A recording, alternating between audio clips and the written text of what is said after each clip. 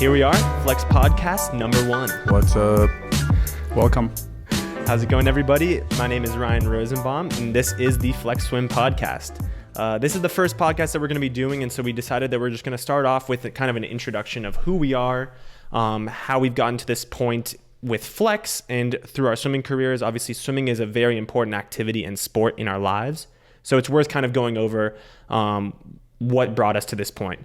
We're going to start off with this, and then throughout the podcast, we're planning on doing some interviews with coaches, swimmers, important figures in and out of the sport, as well as just talking about normal swimming stuff. Covering any big issues or news or anything that comes out, just generally the world of swimming. Also taking your questions and answers as we go, so feel free to leave those in the comments whenever you'd like. We're going to start off by going over everybody's swimming careers. I'll start with mine. So I am Ryan Rosenbaum. I am officially the Chief Marketing Officer for Phlex, a fellow founder with these three guys. And I actually started my swimming career pretty early on. I started swimming at 4 years old, and I was born and raised in South Florida. I learned how to swim at the International Swimming Hall of Fame, super famous pool in South Florida. And from there, that's where I started off. I mean, my dad was a swimmer. He swam up until collegiate level. He went to Olympic trials, almost made the Olympic team in the 80s, and that kind of carried over into my family. So growing up in the sport, I was a pudgy kid. I didn't like the sport of swimming. I hated my mom for dropping me off every day at practice. And then one day when I was 13, 14, it just kind of clicked, and I was like, I should really start trying a little bit more. And, there's something to be gained from this sport. Something clicked in my mind. I started training a little bit more, and I eventually made my way up the ranks of age group swimming in USA Swimming, junior nationals, Olympic trials. And eventually I got myself a semi-scholarship to the University of Florida, where I met these four guys. Had a 3-year career at the University of Florida, went to some SEC championships, had some very cool experiences along with these guys, and earned myself some rings. And afterwards, once I finished collegiate swimming, I joined the ranks of Masters Swimming, USMS. And that's been a lot of fun. That's kind of going to carry over until I'm old. So Master Swimming is a lot of fun, and I kind of grew up in this sport and still in it. Long life swimmer. And you've always been, one of those swimmers that is just like really super excited. Very excited. You're one of the guys swimming. that would read swimming news. For sure. Watch finals from NCs or international meets. I spent my days. Fan, like a real fan. A legit swimming fan, for sure. I've spent my days on SwimSwam. I grew up with pictures of Ryan Lochte and, all the big dogs on my wall while I was, doing ab exercises. Ed Moses, for sure. I'm a swimmer.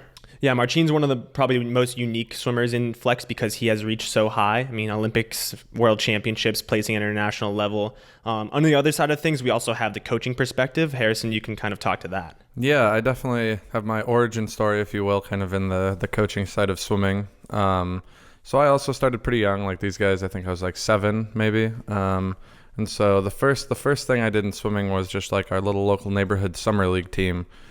And so I was pretty adamant that I was not going to swim. So my parents are both club coaches and have been since, long before I was alive even. And so I was pretty adamant I wasn't going to be a part of that, right, when I was little, like 5, 6. But then I had a couple of my friends, from like kindergarten or whatever from the neighborhood that I saw swimming, on this like summer league team.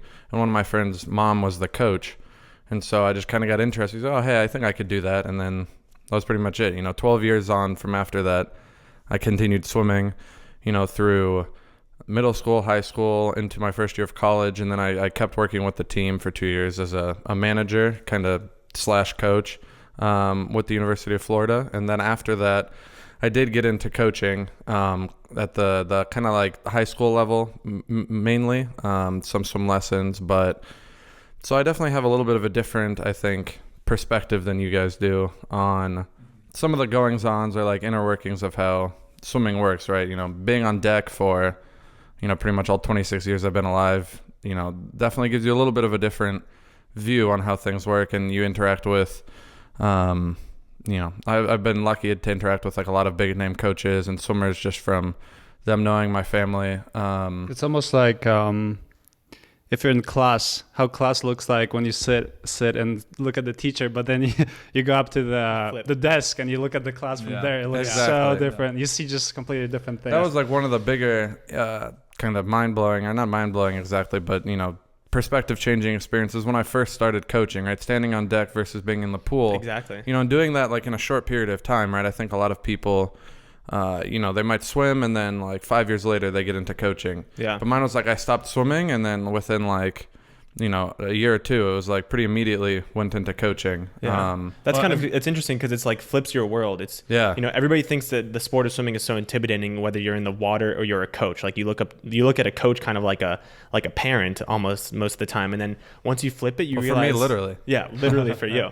And when you flip it, it's almost like, oh yeah, this is just like a very cool community of people that are around this activity. And, you know, it's not as intimidating as you think it is. You know, you can be a swimmer, you can be a coach, and everybody. Well, that definitely colored my experiences, like with my coaches, right? You know, having been having seen the other side of it, definitely made it different for me to interact with a coach, even if I had never had them as a coach or interacted with them before. Like when I got to Florida, you know, I had interacted with Coach Troy there, you know, a few times over the years, like growing up, just at meets and stuff. But it was definitely different, you know, knowing what kind of his life was like, or what, you know, what they were doing in the background that maybe you don't think about just as a swimmer. So it was a little bit different for sure. But so did you grow up like with your parents as coaches at any point? Or yeah. So I had both of them as coaches at different points. So my mom I had briefly when I was like 11, but then we moved. And so the new team that we were on, she coached an older group. So I then mainly had her when I was like in middle school. So like 7th grade, 8th grade, which I you know, as most people know, I think is like it's a different dynamic. Like you're fairly kind of sassy when you're in middle school, you know, like you talk back a lot and, you know, you like get into arguments with your parents.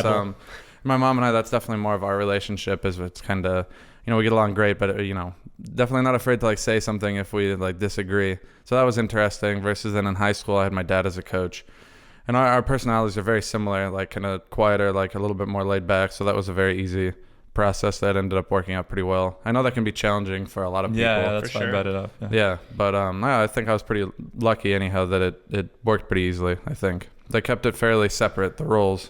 They didn't overlap too much. Yeah. And then kind of like a mixture between Marcin being an international athlete and then me and you growing up within the USA swimming realm is kind of Luke, right? Here you have an international background, but at the same time you grew up in the USA swimming world. And I mean, get into your story. Yeah. So I grew up in Brazil, and for me, I remember, right, we used to be a member of this big club. You know, you had all type of sports, so you'd go there. And you wouldn't just swim, big right? Sports club. Exactly, yeah. So, you know, play soccer, you know, growing up. And I remember at the time, you know, my dad at one point played volleyball for Brazil. So that was a big thing for me. I kind of, you know, I tried leaning into volleyball. But actually what happened was I had these pretty bad allergies. And swimming would actually like clear me up. You know, it was easier for me to breathe. And so that's actually how I started getting a little deeper into swimming around 7 and 8. Something like that. That seems like a pretty common starting point for a lot of swimmers that kind of get into a higher level, at least it seems. Start early. Yeah, 7, 8 is a pretty critical age. Yeah.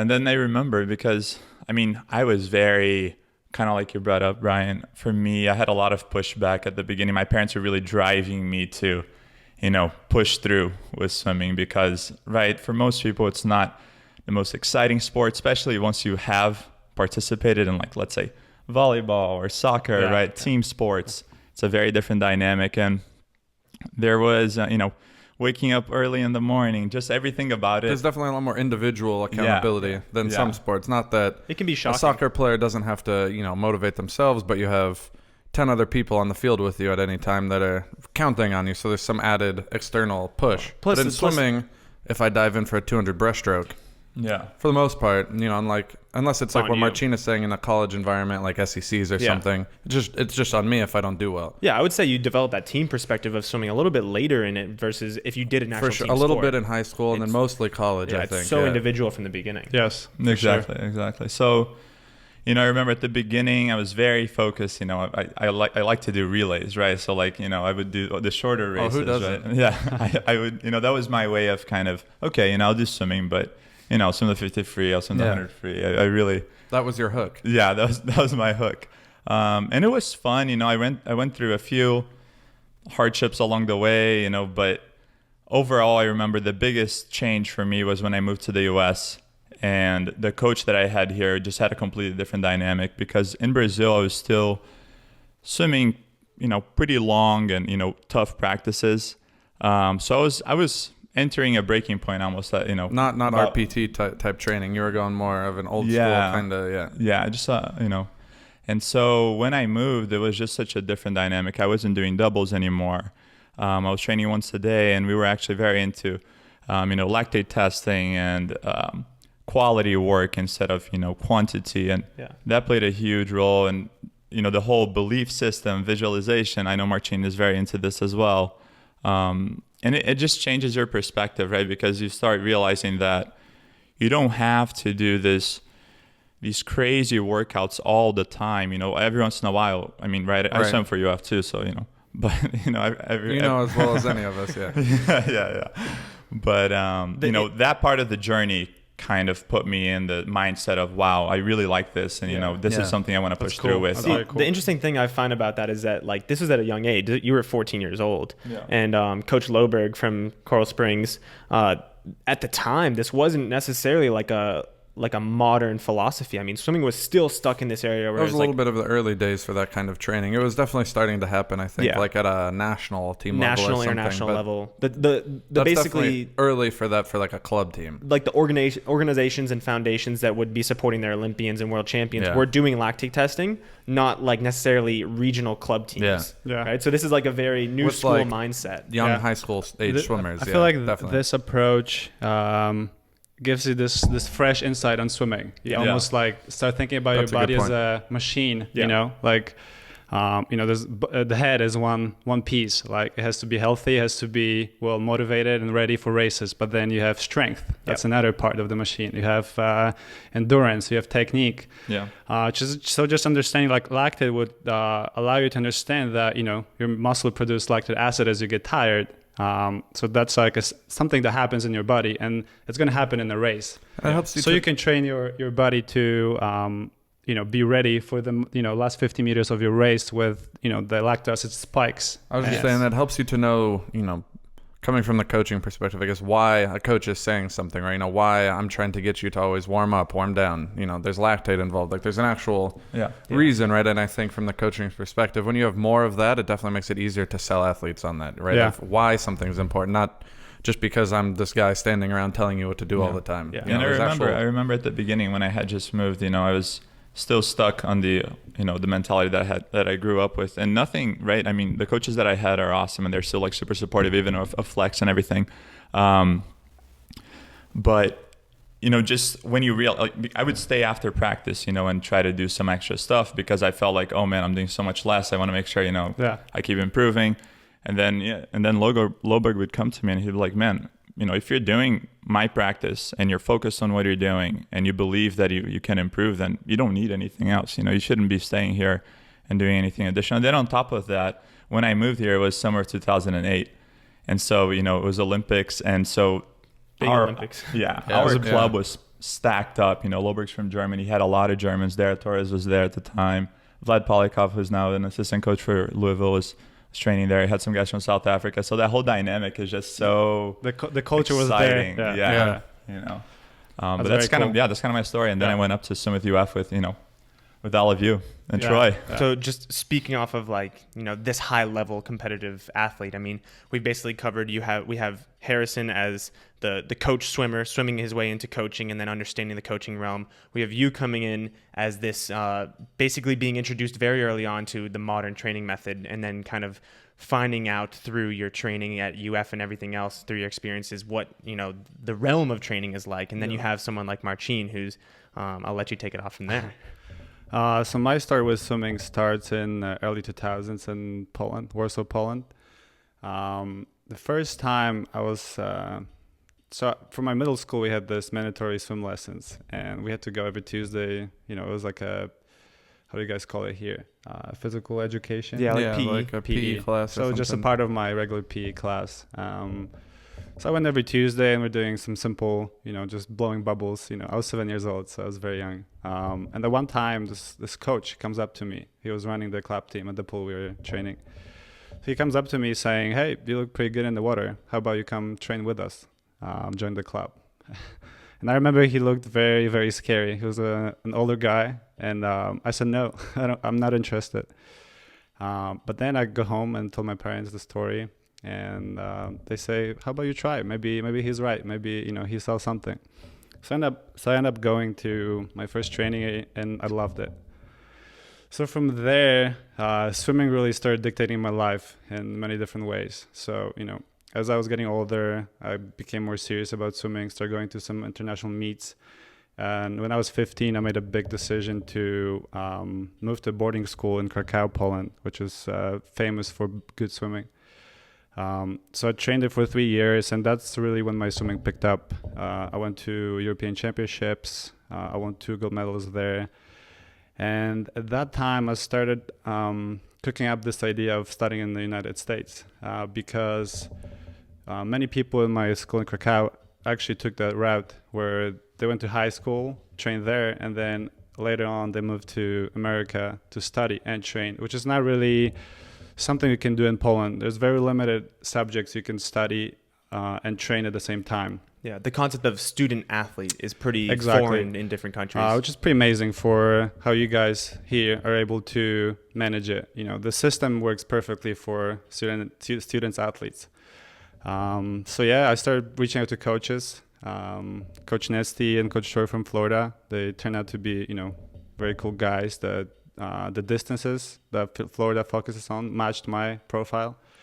So I moved to the States to train at the UF, and it was a huge change for me because first of all, I came here speaking no English. So, I had to go to class and, just do everything other students did. Another big change was the college swimming, which is a very new concept to me, where swimming is not really so individual anymore. It's all about the team mentality. Yep.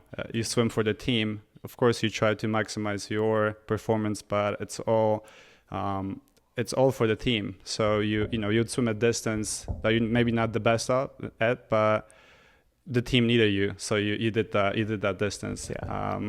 And then just like the whole thing with coming on deck and supporting each other, I would say that's way bigger here than it is in Poland. So in 2012, I went to the London Olympics. I competed for Poland. Then the year after, I actually reached my best competitive finish, which was 5th place in the 2 IM in Kazan World Champs. And I recently retired, but still very interested in swimming. Recently, I started a swimming academy in Poland, where with a friend of mine who swam for the Polish team, we try to give back a little bit to the swimming community and teach kids how to swim, make it fun. And yeah, that's similar thing made me start Phlex with these guys, So For sure. Besides swimming, I would say all of us are very interested in technology. Definitely. Something we follow, and we've always been interested in new innovation. How technology can help And how they on any level, definitely, really. and how they overlap with our other interests, personal interests or passions or like career path that we took. Yeah. So at one point we wanted to see where is the technology at in swimming. Are there any tools that we could start looking into first we all still swimming. So first, is there anything we could, start using as athletes and, to exceed in swimming? Yeah. But we quickly learned there is nothing really there. There are watches that, swimmers are not really crazy about watches. They get into the flow of your stroke. They're not a perfect device for swimming. And, they don't do heart rate. That's another thing, which is huge for swimming. So, swimming was really lacking this, innovative tech that could, give you another insight on the machine, really. How is your body adapting to training, how you improve, and how your training goes as you prepare for a meet. So that's how Phlex came to life. We wanted to create this tool since it wasn't available to us. I mean, I guess from my perspective, one of the things was like, it was almost from a place of jealousy, right? Because the moment I left swimming, I kind of did the full quitting swimming from college swimming, right? You go from this high level of, 10, 15, 20 grand a day swimming to nothing. Well, right? like 20 plus hours a week. Exactly. Because I went through that. It's like 20 plus hours a week. And then you don't have that activity taking up that much time. Yeah. So it's like, well, what do I do with all this You time? start gaining weight and you start doing this and that. And I went through all of this. I'm sure there's plenty of people out there that can relate to this. And one of the first things that I went towards was running and trying to swim recreationally. And once you kind of dip your toe in both sides of the water right there, you realize how all these different sports up to this point have actually gotten their technology, and swimming's kind of just still back and behind in history. You know, runners have these chest straps and these cool watches that do all these things. They have sensors that they put on their shoes that tell them their cadence and all this stuff. You know, running is just as simple of a sport as swimming. It's just a matter of, I guess, the swimming companies are a little bit too scared to work with technology, or there just hasn't been enough innovation in the sport. It was a point of jealousy, right? Yeah. And I think it worked out, you know, just kind of timing wise, pretty, you know, beneficially, that when we were kind of all exiting the sport, right? You know, when we were all kind of entering, you know, a world where we don't have 25 hours a week in the pool, you know, and a bunch of naps and, you know, weight training and all that kind of stuff, that this kind of tech was really growing, right? That was like a big period, like when you had the Apple Watches coming out and you have Fitbit getting big, right? And so this access to small wearable devices was really a big trend in the overall market, right? Not just in sports, that was like everywhere, you know? And so it just was very, I think, logical to take the next step of saying, well, if this is happening for all of these places and there's very little going on in swimming, and we have this, you know, overlapping interest into both the tech side and the swimming side. Yeah, let's do it. Well, and I feel like our whole story is actually pretty cool, right? The way we're all training together. You know, a few of us started leaving the sport, but you know how we had those resources at the university still that you know, truly were able to get us through those first steps. The research phase. Yeah. And that's just kind of in the DNA of Phlex, right? We all have, as you have just heard, all these different perspectives from the sport of swimming, whether it be, you know, swimmer into coach, high international level, this kind of modern training over to the old school training of UF, and then me just being a swim nerd who left the sport. You know, we all have this different perspective that leads to the DNA, and the whole goal of Phlex is to bring technology, us being tech nerds, into swimming. Yeah. You know, we know the swimming, we know the technology, and we enjoy the technology, so we decided let's put it together. So if you guys haven't been following from the channel or anything like that, we are launching our first product. It's called the Edge in the next few weeks. And the Edge is a all-in-one swimming fitness tracker. It's the very first application of heart rate for swimmers. I'm wearing it in this video right here. It's the very first application of true heart rate for swimmers. You know, this is an analytic that we have yet to have seen in the sport, and I would say it's one of the most vital analytics, right? From an international level, I'm sure you could use it. From a coaching perspective, you can speak definitely to it. Yes. And from like a modern training level, we all know how just that tiny piece of data can lend so much to your training. Yeah, because you know, as we were observing swimming at UF, you can tell swimmers do all these. They all have these habits that they need to go through in order to get the data they want. So, you know, measuring heart rate. You know, the way we do it now is, you know, putting 2 fingers on your neck and then, you know, waiting 10 seconds, counting the beats. So that's, you know, that's definitely not the perfect system for measuring heart rate. Prehistoric. That's pretty much as low tech as you can go. And then after workout, you know, grab a, you know, paper notebook, a pen, and, you know, with wet hands, you try to, you know, write down, try to remember where did I go 24 there? Did I go 25? Exactly. You can never remember all the time. And it's like I always said, it's like if you took a class and then you could only take notes after you got home, though. Like you can't take any notes on what's going on while you're doing it. So we thought, what if we can build a tool that, you know, just makes the swimmer's life easier, more fun, you know, provides the tools swimmers automatically. And coaches' life easier. Exactly. No, and that was actually right. We all started from this highly competitive mindset, right? Because this has been our path. But as we started developing this product, I realized, well, this can actually be something that's helpful to everyone, especially with the heart rate feature, right? I mean, you look at triathletes, master swimmers, really anyone, even if you're someone trying to lose weight, right? That's the metric that's really going to help you get to your goal. Well, and I would say even just from like my experience, you know, like Ryan was saying, right? You stop swimming, you maybe don't eat as well, right? So like I've had times where I'm trying to pay attention to that stuff, whether I'm running or if I try and get back in and do some swimming. And I know like when I run, right, I have pretty easy access to information like heart rate and tracking everything over time. But for swimming, a lot of people, I think it's a foreign environment, right? You're in a usually kind of chilly body of water. You can't really feel how much you're exerting yourself. You don't know if you're going too hard, too easy.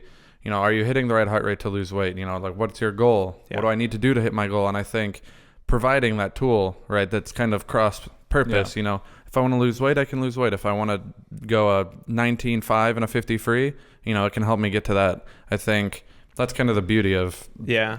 And just speaking to the rest of the feature set of the Edge, I mean, we're going to highlight a lot more about the Edge, the development, and how it's actually going to benefit a lot of swimmers. But beyond heart rate, we offer so much more to it. We're trying to make swimming a lot more fun for the recreational swimmers, which with some scoring elements and being able to track everything. And then, like you're saying, both of us being in the recreational perspective, if you're trying to lose weight or just count your laps, distance, calories, that kind of stuff, it definitely removes the frustration that we see a lot at different fitness pools where someone's coming into the wall and looking up at their watch, that kind of stuff. So we're very excited about the Edge, and I guess kind of just trying to start wrapping up the first podcast. We're going to leave you guys with, if you want to learn a little bit more about the Edge, go to www.flexswim.com. We'll leave the link down below. We'll be talking a lot more about the Edge as we continue going on, but maybe let's finish up the podcast with a little bit of a lightning round, a little bit more about swimming. I'll start with going around with everybody, starting with Marcin. What is your primary stroke? So my favorite stroke is actually IM, which is all four. But if I had to narrow it down to one, it would be butterfly. Okay. Harry? Oh, breaststroke. You don't want me swimming on your relay in anything but breaststroke. I actually swim a good amount of both breaststroke and fly, but favorite, I would say fly. Yeah. I would say I fell into distance swimming. I started as a breaststroker, but I definitely enjoy distance swimming and open water swimming nowadays. Number two, I would say, what is your favorite pool that you've ever swam at? I know. It's got to be Hall of Fame for me. Hall of Fame? Yeah, Okay. Coming from Poland, where every pool is covered with a roof. Yeah. There's not that much sun, and then I come to this pool in Fort Lauderdale with it's right on the beach. There's water on the left side, water on the right side. Just super pretty. Yeah. Yeah, it's difficult for me to not say Hall of Fame. It's just such a unique location. I mean, most places, right, you'd probably build a giant condo or hotel there because of the real estate value, right across the street from the beach. But, just to keep it different, I guess I'll say the Mount Hood Community College Pool in Oregon. I went to a bunch of sectional meets there. I qualified for my first junior nationals there, first national meet there. I just had a lot of success at that pool, and it was always a fun meet. So lots of good memories there. That's awesome. For me, I mean, I also grew up swimming a little bit at the Hall of Fame, but I mean, it's a great pool. Yeah, it's an awesome pool, like right by the beach. Yeah, you have yachts on both sides of the pool. But I remember when I was 16, I went to Italy and this pool in Rome where they hosted the world champs, and I think it was 2009. Yeah. Man, that pool is it's pretty next level. I mean, pool. You've got some ancient paintings, sculptures. It's a stadium feel to the pool. Yeah. It's pretty cool. Pretty impressive. I would say mine, I don't want to do a cop out and say two, but I'll just double up on, I love the Ohio State pool. I think the Ohio State pool is one of my favorite pool I've ever swam in. It's one of the newer pools. But by far my number one is going to have to be Omaha for Olympic trials. Oh, that was by far the peak of my swimming career that I always worked towards was making Olympic trials. Everything after that was fun and enjoyable and competitive, but making Olympic trials is by far like the thing that racked my brain so much. And I wouldn't necessarily say like the beauty is in the pool. I'd say the beauty is in like the construction of it, right? Because you're taking a basketball arena and then you're bringing in this pool and just sitting it on the court. The setting is definitely unique. It's a lot more like a bigger pro sport. Yeah, it makes it way more serious. Stadium seating all around, and then just this massive pool with all of your swimming legends there. So you swim prelims, you do maybe a 4 IM mile from my perspective, and then you get to come back and watch finals and just watch these guys do what they've dreamt of and going to the Olympics. So that's definitely cool. mine. I'd give a quick shout out to the natatorium in Indy. I probably still, even though I haven't lived there since I was 11, been to more meets there than any other pool. I'm sure you have. I've been to like 100 swim meets there. I'm sure you have. And then I guess last question, and then I'll let everybody else take it over from there, is what is your favorite meet experience? Well, for Mark, for me, it's pretty obviously the Olympics. Just the fact that we have all these athletes coming together. It's it definitely feels like a family of athletes. The village, just eating together. Then how big the meet is. The attention you get from all over the world. Just a huge emotional experience being there. I would say probably I have two different ones. So one is a swimmer. Again, I'll probably go back to the sectionals that we'd have in Oregon. That was always just a really great experience overall. There's a ton of space, so it's not crowded. It's a really great pool. It's like 12 feet deep all the way across, so it's very fast. the weather's always like 70s and sunny when we'd go. We'd always go like whitewater rafting. It was just a really good experience in general. Like it was a fun trip. It was like a vacation almost. Yeah. And it was a fast meet. But then I think as a non-swimmer, I really always enjoyed the duel and the pool meets are pretty cool when you have international kind of friendly competition like that, which is fairly unique. You don't get that a lot in swimming until they started those. So that's pretty cool. Yeah, that's very cool. I would say for me, in terms of, overall experience, would be my freshman year SEC meet. Because, like we mentioned, going into college is just a completely different dynamic. You're not swimming only for yourself, right? There's that team, the points, all that additional pressure on top of a regular swim. And I remember, right, as my first year in college, I really wanted to kind of prove myself. I went in one of the slower guys. And I ended up doing very well at that meet at Texas A&M. For sure. So yeah, I would say, that was one of my favorite experiences. I believe that was the first time that we had won that SEC meet for men in like 16 years, right? Exactly. I would throw in that was also a good one. I was my second favorite. Yeah, that was pretty good. That was pretty good. He kind of stole my first one, which would be the first SECs. If I were to go off anything else, I would probably say that it was the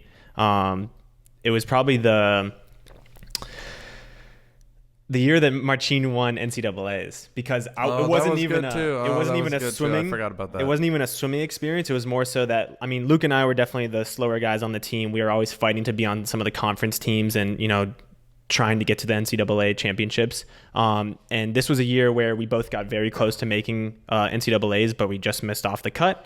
But there was definitely this big team environment. We were really feeling the team that year. And so we kind of led this push to be like, hey guys, let's just drive to NCAAs and go support the team. Yeah. So we drove 16 hours from Gainesville to Austin, Texas to watch NCAAs. Yeah, that was a haul. And this was the year when Marcin won two NCAA championships, his first two individually. And it was in Austin, which is a great city. Yeah. It was a good time overall. But yeah, that was a cool experience because we were sitting in the stands being teammates of all these team members and watching them succeed. From my perspective, competing and just knowing that you guys drove, through 20 hours, half of the country just to see us and help. It was, it was amazing. Extra push. Really, it was really motivating for me.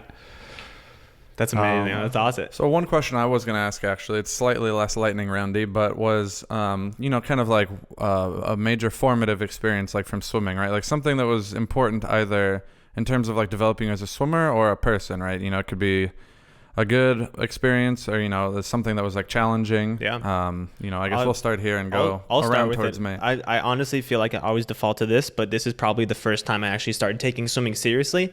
I was 13 years old. I was a chunky kid in practice. I think I've seen a picture of that. Oh, you've seen plenty of pictures of that. And I was very slow. I never took swimming seriously. But there was this girl in my group. Her name is Lauren Driscoll. And she was at the time the youngest Olympic trials qualifier at 13.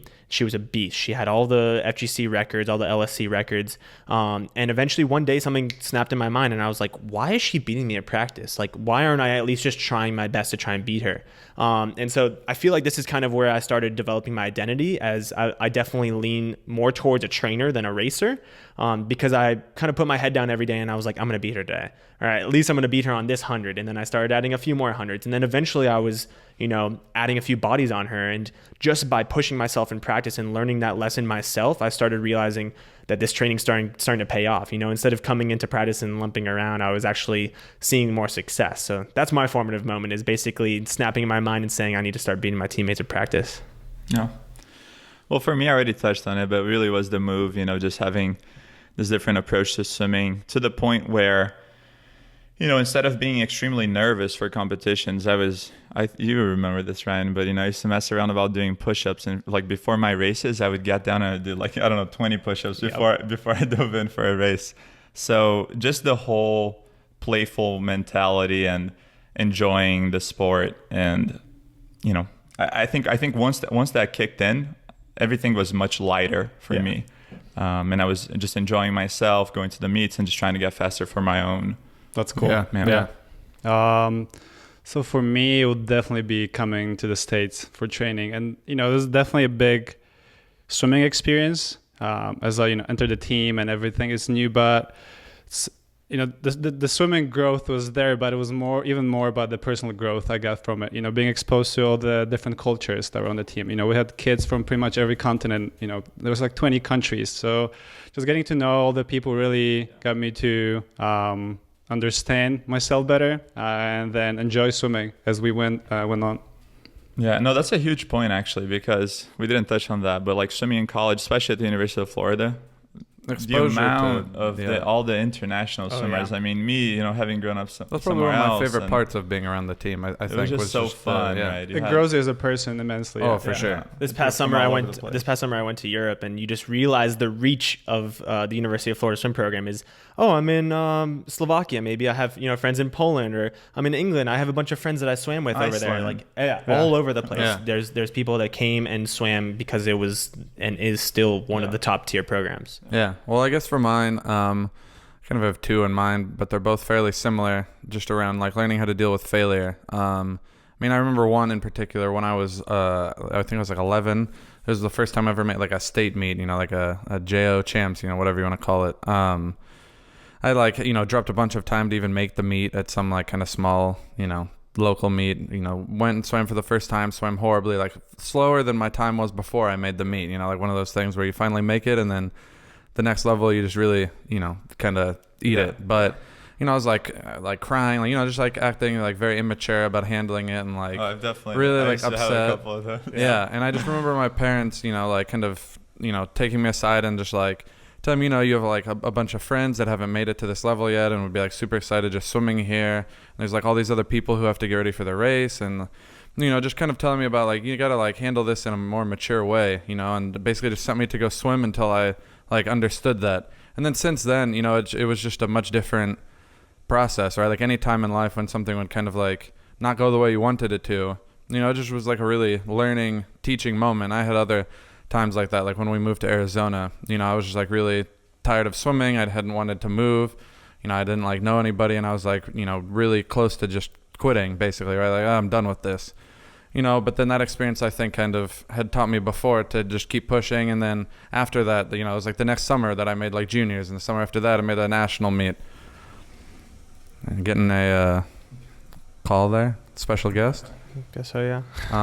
But yeah, I think that was a really important thing for swimming that I think you guys, we've talked about this before, I'll agree with it. It teaches you like valuable lessons like that. Like, how do you deal with failing? Like, how do you deal with not having something go the way you want? Yeah, so that was a pretty big one for me. That's cool. Yeah. So yeah, one thing I would add is if you guys would like to learn more about us or Edge in general, feel free to post questions in the comments, and we'll be happy to tell you more about us as swimmers, as That's something we've talked about doing is, entrepreneurs. as we do more episodes of this, right, maybe even making just a little time out to For take sure. these questions, right, and we can go through them. And so if you have anything in particular, like Marcin was saying, feel free to ask, contact us on, what would be best, you think, like in the comments on the video on YouTube, reach out to us through Facebook. Yep. I would All say those are pretty good. The goal for this is to be more engaged and transparent with you guys about what we're doing. Yeah, I think that's a great point. We definitely want to connect with you guys and see what you are, what kind of swimmers you are, how you approach swimming, learn your stories, and then go from there and build this strong community. Yeah, I mean, one of the first things that really surprised us when we started off the YouTube channel and everything is that there really is a community that's hungry out there that wants to learn, the minor things about their swimming, whether they're going to their recreational pool or they're at Olympic trial and Olympic level. They want to learn things about swimming and they want to join this community. So we're here for you guys. We're going to use this as an outlet to be free flowing and be ourselves. We're not trying to put any shadow or mask on front of us. We are who we are, and we're trying to be that to you guys. So like we said, leave a comment on the video, reach out to us at contactus@flexswim.com. We'll leave that link down below, and check out the website as well, www.flexswim.com. We'll catch you guys in the next one. Thank you. See you later. Wrapping up Flex Podcast #1. Bye. Peace.